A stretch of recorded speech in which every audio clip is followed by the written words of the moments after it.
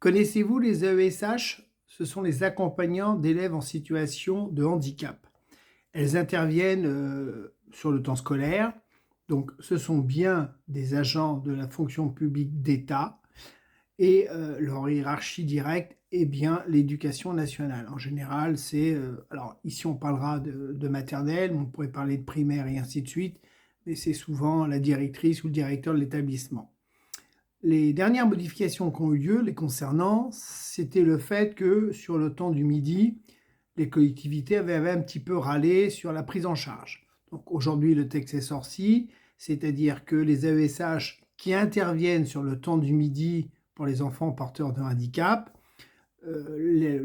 l'État rembourse cette partie aux collectivités territoriales.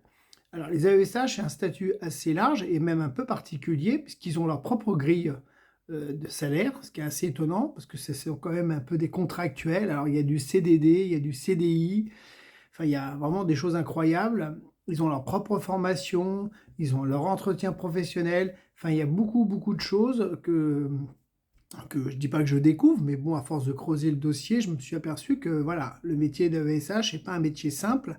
À partir de là, je vous invite bien sûr à vous abonner, à partager cette vidéo, à faire des commentaires si vous avez vous-même des AESH d'enfants porteurs de handicap. Je connais bien le souci.